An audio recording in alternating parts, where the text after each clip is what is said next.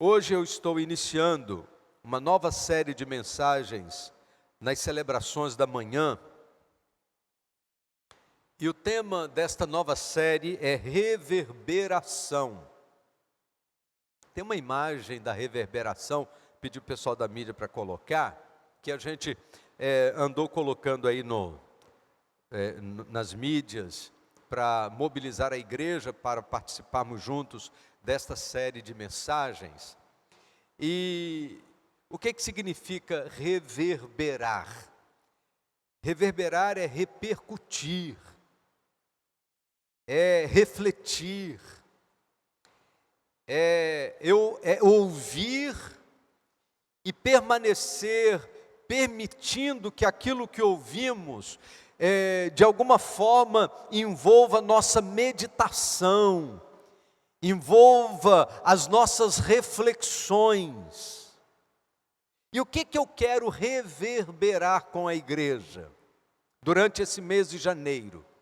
Eu quero reverberar com a igreja a mensagem do dia 31 de dezembro, porque pode ser que para alguns a mensagem do dia 31 de dezembro tenha sido apenas um momento de apresentação de um foco ministerial. No entanto, é preciso que aquilo que ouvimos e recebemos do Senhor no dia 31 de dezembro como foco ministerial para 2021, possa reverberar em nossa mente, para que possa reverberar em nossas ações e em nossas atitudes como igreja, como ministério. Por isso, o tema desta série é reverberação. Vamos reverberar aquilo que recebemos do Senhor no dia 31, aquilo que Deus nos confiou como sua palavra de direcionamento da igreja, ou para a igreja e para todos os ministérios da igreja. Já há alguns anos, a mensagem de final de ano, do dia 31 de dezembro, tem servido como rumo, como balizamento, que temos compartilhado com a igreja a partir dos sonhos que Deus coloca no nosso coração para o ano seguinte. E nós chamamos de sonho, esse sonho de foco ministerial. E desde que nós iniciamos esse processo de desenvolver temas anuais como foco ministerial da nossa igreja, esta é a primeira vez que um foco ministerial de um ano ultrapassa os limites daquele ano para avançar para o ano seguinte. Então, no ano passado, nós vivemos a experiência de ter como foco ministerial: eu sou um agente de transformação. E pela primeira vez na história da nossa igreja, o foco ministerial de 2020 continua sendo o foco ministerial para 2021. Eu sou agente de transformação, continua sendo aquilo que buscamos nesse período. Então, nesses domingos do mês de janeiro, nós vamos reverberar a mensagem que foi pregada no dia 31 de dezembro, pensando em alguns pontos a cada domingo de maneira bastante específica. Eu disse que dentro do tema eu sou agente de transformação, geralmente a gente presta muita atenção no transformação. A gente pensa muito no aspecto da transformação. Mas antes da palavra transformação tem a palavra agente. E o que significa ser agente? Ser agente significa que não vamos ficar na retaguarda, que nós não vamos ficar de braços cruzados, esperando as iniciativas dos outros, para que então possamos fazer alguma coisa. Isso significa que você não vai ficar esperando que o líder do Ministério de Missões venha aqui na frente para dizer para você que nós precisamos evangelizar para ganhar esta cidade para Jesus. Você, como agente de transformação, você vai tomar iniciativa de compartilhar do Evangelho de Cristo Jesus para os seus vizinhos, para a sua família, para os seus colegas de trabalho. Você vai ser agente de transformação, levando a palavra de Deus na sua faculdade, na sua escola. Você vai ser agente de transformação, mobilizando pessoas para falar de Jesus aonde quer que você esteja. Você não vai ficar na retaguarda esperando que alguém diga para você que você precisa fazer. Você vai tomar iniciativa, porque você é um agente de transformação. Ser agente de transformação é se dispor a ser proativo em meio às demandas desafiadoras que nós temos como igreja e como comunidade. Ser agente de transformação significa que vamos andar a partir da agenda de Deus, daquilo que Deus tem planejado para nós e para a nossa vida. Preste atenção nisso. Quem não tem uma agenda vinda de Deus, acaba cumprindo a agenda imposta pelo mundo. Isso é muito sério. Quem não se permite andar na agenda de Deus, acaba atendendo à agenda imposta pelas demandas deste mundo. Porque o mundo está ocupando a nossa agenda. As necessidades e as demandas desse tempo, deste mundo, ocupam o nosso tempo, ocupam a nossa cabeça, ocupam o nosso coração, ocupam as nossas mãos, ocupam os nossos pés. Então, querido, ser agente de transformação significa estar atento à agenda de Deus, aquilo que Deus tem planejado para a nossa vida e para a nossa igreja nesse ano de 2021. E o texto da palavra de Deus, que tem movido o nosso coração, é o texto de Ezequiel, capítulo 37, os versos de 1 a 14. Eu vou fazer essa leitura da palavra de Deus. A mão do Senhor veio sobre mim e o Espírito do Senhor me levou a um vale de ossos secos. Ele me conduziu por entre os ossos que cobriam o fundo do vale, espalhados por toda parte e completamente secos. Então ele me perguntou: filho do homem, acaso esses ossos podem voltar a viver? Respondi: o Senhor soberano, ó Senhor soberano, só tu o sabes. Então ele me disse: profetize a esses ossos e diga: ossos secos, ouçam a palavra do Senhor. Assim diz o Senhor soberano: soprarei o meu espírito e os trarei de volta à vida. Porei carne e músculo em vocês e os cobrirei com pele. Darei fôlego a vocês e voltarão à vida. Então saberão que eu sou o Senhor. Assim anunciei esta mensagem como ele me havia ordenado. De repente, enquanto eu profetizava, ouviu-se em todo o vale um barulho de ossos batendo uns contra os outros. E os ossos, de cada corpo, estavam se juntando. Então, enquanto eu observava, músculo e carne se formaram sobre os ossos. Em seguida, pele se formou para cobrir os corpos, mas ainda não respiravam. Então ele me disse: filho do homem, profetize aos ventos. Anuncie-lhes uma mensagem e diga: assim diz o Senhor, o soberano, ó fôlego, venha dos quatro ventos, sopre sobre nesses corpos mortos para que voltem a viver. Anunciei a mensagem como ele me havia ordenado e o Espírito entrou nos corpos, todos eles voltaram à vida e se levantaram e formavam um grande exército. Então ele me disse: filho do homem, esses ossos representam todo o povo de Israel. E eles dizem: tornamo-nos ossos velhos e secos, não há mais esperança, nossa nação acabou. Portanto, profetize a eles e diga: assim diz o Senhor soberano, ó meu povo, eu abrirei as sepulturas do exílio e os farei sair delas, então os trarei de volta à terra de Israel. Quando isso acontecer, meu povo, vocês saberão que eu sou o Senhor. Soprarei meu espírito em vocês, voltarão a viver, e eu os trarei de volta para a sua terra. Então saberão que eu, o Senhor, falei e cumpri o que prometi. Sim, eu, o Senhor, falei. A visão de Ezequiel capítulo 37, nesses versos de 1 a 14, por mais conhecida que seja, é um texto extremamente desafiador. Deus leva o profeta ao vale para dizer que a nação de Israel estava cheirando morte. É preciso lembrar das expressões do verso 11, que diz assim: então ele me disse, filho do homem, esses ossos representam todo o povo de Israel. E eles dizem, tornamo-nos ossos velhos e secos, não há mais esperança, nossa nação acabou. A visão que Deus dá a Ezequiel tem a ver com a nação de Israel, tem a ver com o povo de Deus, tem a ver com um povo que estava sem esperança, sem perspectiva, um povo que estava achando não haver mais saída. Era um vale de ossos secos. A imagem é muito mais desalentadora do que a imagem de um cemitério.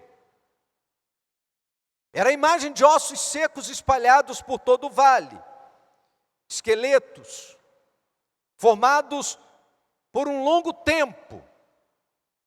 Talvez a palavra mais desalentadora de todo esse texto é a expressão que está no verso 11, quando diz a palavra de Deus que o povo de Israel dizia de si mesmo: tornamo-nos ossos velhos e secos, não há mais esperança. Tornamo-nos ossos velhos e secos, não há mais esperança. Deus não desafia o profeta Ezequiel para falar sobre ossos secos. Mas Deus desafia o profeta para falar aos ossos secos. Precisamos pensar nisso. Às vezes nós falamos muito das coisas e não falamos às pessoas. Falamos dos problemas, mas não falamos ao coração. Falamos das atitudes, mas não falamos a mente.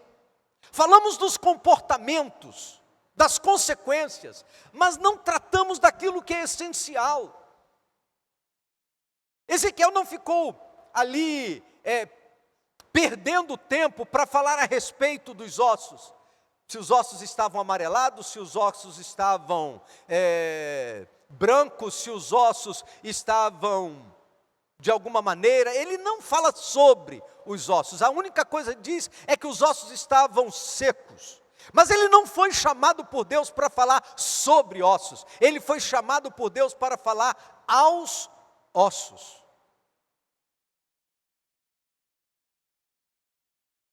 Então vamos parar de perder tempo de falar dos comportamentos, mas usar as oportunidades que Deus nos dá para falar às pessoas. O grande perigo da nação de Israel era se acharem cheios de vida aos seus próprios olhos e estarem cheios de morte aos olhos de Deus. E aqui, queridos, a gente precisa parar um pouquinho para avaliar a nossa vida. Porque pode parecer que alguns estão cheios de vida aos olhos humanos. Mas quando avaliados pela perspectiva divina, e aí você não tem como avaliar a vida do outro. É cada um avaliando a sua própria vida, à luz da perspectiva divina. Nós podemos incorrer no mesmo erro. Viver a vida cristã sem muito comprometimento, usando aí as palavras de Jesus, com uma linda folhagem, com uma excelente aparência, e quem vê de fora acha maravilhoso, mas quando Jesus vem buscar frutos, você se lembra da figueira? Frondosa, bonita, aparentemente cheia de vida, mas quando Jesus chega lá para procurar figos, o que ele encontrou? Apenas folhas. Quais são os frutos da sua vida?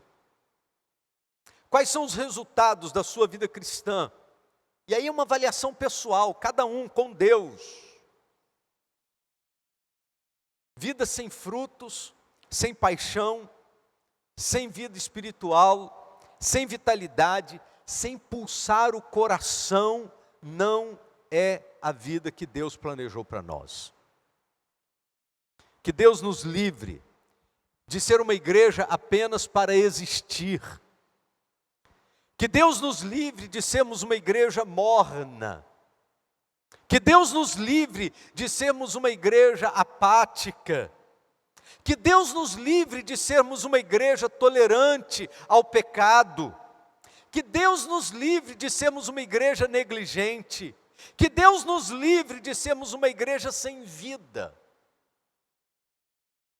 Mas para que Deus nos livre de sermos uma igreja assim, é preciso que cada um de nós, você que está aqui no culto presencial, você que está no culto online, é preciso que cada um de nós diga para Deus: Senhor, livra a minha vida de ser um vale de ossos secos. Livra-me de ser esse osso seco, sem vida e sem esperança. Que apenas faz número, sem mobilidade. Que apenas faz número, mas não faz fruto. Que apenas faz número, mas não tem movimento espiritual. Livra-me disso. O povo estava no exílio, e nesse momento da pandemia tem muita gente exilada também. E nesta manhã, eu quero falar apenas da primeira parte, reverberar a primeira parte da mensagem do dia 31 de dezembro. Para ser agente de transformação, é preciso ser movido pelo Espírito Santo. No verso 1 diz assim: a mão do Senhor veio sobre mim, e o Espírito do Senhor me levou a um vale cheio de ossos. A frase-chave é: o Espírito do Senhor me levou. Você pode repetir comigo apenas essa expressão: o Espírito do Senhor me levou. Vamos dizer juntos? O Espírito do Senhor me levou. A menos que sejamos levados pelo Espírito Santo, nada do que fizermos terá valor espiritual, nem na nossa vida, nem na vida da nossa igreja e nem na vida da nossa cidade. Eu vou repetir. A menos que sejamos levados pelo Espírito Santo, nada do que fizermos terá valor espiritual na nossa vida, na nossa igreja ou na nossa comunidade. O apóstolo Paulo, escrevendo na carta aos Romanos, capítulo 8, verso 14, ele diz assim: porque todos que são guiados pelo Espírito de Deus são filhos de Deus. A expressão guiados significa que o Espírito Santo, ele continua conduzindo os destinos da nossa vida. Ele continua guiando a nossa vida em nossas decisões. O Espírito Santo continua sendo o agente de condução da vida do crente e da vida da igreja, porque aqueles que são guiados pelo Espírito de Deus, esses são filhos de Deus. Em outras palavras, não se concebe a ideia de ser filho de Deus e não ser guiado pelo Espírito Santo. Não se concebe a ideia de ser filho de Deus e não permitir que o Espírito Santo conduza a nossa vida.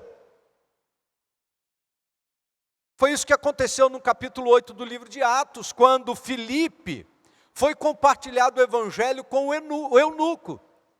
Foi o Espírito Santo que o conduziu naquela direção. E quando ele chega próximo do eunuco, a Bíblia diz assim: então o Espírito disse a Filipe: aproxime-se e acompanhe a carruagem. E o que aconteceu naquele ambiente? Filipe compartilhou da palavra de Deus com aquele homem que tinha vindo a Jerusalém para adoração e estava voltando pelo caminho lendo o profeta Isaías, e diz a palavra de Deus que a partir daquela escritura, Filipe compartilhou do evangelho, aquele homem recebeu a Jesus como Salvador, e diz a Bíblia que caminhou, a partir daquele momento, alegre o seu caminho. Quando o Espírito Santo do Senhor nos conduz, e nós compartilhamos do evangelho com a vida de alguém, o resultado é que essa pessoa, a partir desse momento, ela vai caminhar alegre o seu caminho. O viver no Espírito significa renunciar ao controle da nossa vida, para que a vontade do Senhor prevaleça, para que a obra do Senhor seja feita. A gente diz sempre que quem anda no Espírito, vive no Espírito, porque essa é a descrição da palavra de Deus, segundo o apóstolo Paulo. Mas quando a gente usa a palavra renunciar a controle, nem sempre as pessoas estão dispostas a isso. Nem sempre as pessoas estão dispostas a renunciar o controle da sua vida e deixar o controle da sua vida nas mãos do Senhor. Foi pela ação direta do Espírito Santo que Paulo e Barnabé foram escolhidos para iniciarem a primeira viagem missionária. Atos capítulo 13, versos 2 e 3 diz: E servindo eles ao Senhor e jejuando, disse o Espírito Santo: Apartai-me a Barnabé e a Saulo para a obra que os tenho chamado. Então, jejuando e orando e pondo sobre eles as mãos, os despediram. A iniciativa foi do Espírito Santo, movendo o coração da igreja de Antioquia, para que Paulo e Barnabé fossem separados para o início da ação missionária da vida da igreja. Mas há um outro episódio, muito significativo, um pouco mais adiante, no capítulo de número 16, envolvendo a vida de Paulo, a vida de Silas e a vida de Timóteo. Nos versos a partir do 6 diz assim: E passando pela Frígia e pela província da Galácia, foram impedidos pelo Espírito Santo de anunciar a palavra na Ásia. E quando chegaram a Mísia, intentavam ir para a Bitínia, mas o Espírito de Jesus não lhe permitiu. E tendo passado por Mísia, desceram a Troade. E Paulo teve de noite uma visão em que se apresentava um varão da Macedônia e lhe rogava dizendo: Passa a Macedônia e ajuda-nos. Quem é movido pelo Espírito Santo é capaz de ouvir a voz de Deus, e Paulo foi para onde o Espírito o impeliu.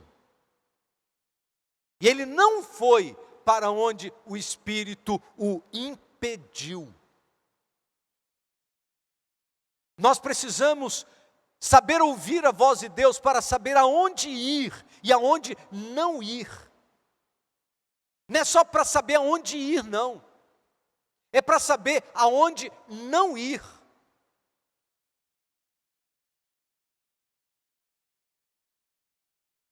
Existem ambientes que não são ambientes para nós. Existem ambientes que não são ambientes próprios para a presença do crente. E nós sabemos disso. E precisamos ouvir a voz de Deus que nos impede de determinados lugares, nos impede de determinados ambientes. Agora há pouco nós estávamos orando na sala de oração por pessoas que ainda se permitem viver a experiência da pornografia. Meu irmão, minha irmã, deixa o Espírito Santo te impedir desse ambiente.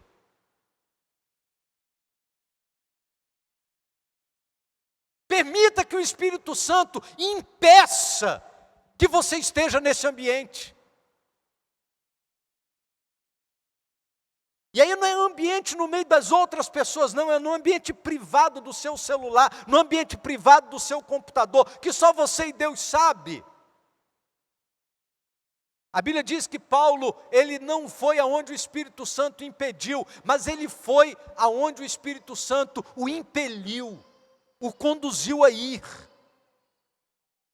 É preciso permanecer sensível à voz do Espírito, para saber aonde Ele quer que a gente vá e onde Ele quer que a gente não vá. O poder do Espírito Santo é que enche a igreja de autoridade para que ela possa proclamar o Evangelho de Cristo. Atos 4:31, a Bíblia diz: e tendo eles orado, moveu-se o lugar em que estavam reunidos, e todos foram cheios do Espírito Santo, e anunciavam com ousadia a palavra de Deus. Tem muita gente querendo ver tempo tremer, mas não está querendo ser cheio de ousadia. O tempo tremeu apenas por casualidade, mas o que é importante no verso 31 é que eles foram cheios de ousadia, de autoridade, para anunciar a palavra de Deus. Estamos num tempo de crise, e o tempo de crise precisa ser para todos nós um tempo de oportunidade, de ouvirmos os direcionamentos do Espírito para a nossa vida. Quando o povo de Israel estava no vale de ossos secos, Deus realizou um milagre e pôs aquela nação de pé. O milagre da restauração não é obra humana, é obra divina. O milagre de colocar-nos de pé é obra divina. É Deus que age no despertamento espiritual da vida da igreja. Nos versos 15 e 16, no final da profecia, somos lembrados que é o Espírito Santo que nos põe de pé. A palavra diz assim: quando isso acontecer, meu povo, vocês saberão que eu sou o Senhor. Soprarei meu espírito em vocês e voltarão a viver. E eu os trarei de volta para a sua terra. Então saberão que eu, o Senhor, falei e cumpri o que prometi. Sim, eu, o Senhor, falei. Sem esta ação direta de Deus, foco ministerial não vai resolver nada. Ministérios múltiplos não resolve nada. Estratégias das mais diferentes não resolve nada. Porque a gente cai no comodismo e na apatia. Mas quando somos levados pelo Espírito Santo, pelo poder do Espírito somos fortalecidos, vivificados, pelo poder do Espírito nos colocamos de pé, pelo poder do Espírito nos mobilizamos, diz o texto, como um exército, mas pelo poder do Espírito. Que seja pelo poder do Espírito, meu irmão, na minha vida e na sua vida. Que seja somente pelo poder do Espírito. Amém? Vamos orar? Feche seus olhos. Ó Deus bendito, assim como o Senhor levou Ezequiel, assim como o Espírito do Senhor conduziu a vida do profeta, nós queremos pedir, ó Deus, que todos nós, como igreja de Jesus, sejamos sensíveis à Tua voz, e que o Senhor nos conduza, que o Senhor nos leve, e que nós sejamos de fácil manuseio nas Tuas mãos, que a gente possa atender a Tua voz, e que esse ano, ó Deus, de 2021, seja um ano em que nós sejamos movidos pelo Teu Espírito. Traga despertamento àquele que está acomodado. Traga, Deus, uma unção nova para aqueles que estão satisfeitos. Provoca, Deus, inquietação naqueles que estão parados, e que pelo poder do Teu Espírito nós possamos nos mover para a glória do nome do Senhor. Que seja assim, ó Deus, na minha vida e na vida de todo o Teu povo, em nome de Jesus. Amém. Amém. Próximo domingo, nós vamos reverberar um segundo momento desta mensagem. No próximo domingo, nós vamos reverberar um outro tema. Para ser agente de transformação, é preciso ter a coragem de ir a lugares impróprios. Ezequiel foi levado para o vale de ossos secos. O que isso significa na nossa vida e na nossa história? Aonde a gente precisa ir? Próximo domingo não deixa de vir, não deixa de participar conosco desse tempo de reverberação da palavra de Deus, e certamente Deus tem muito a falar ao coração de todos nós.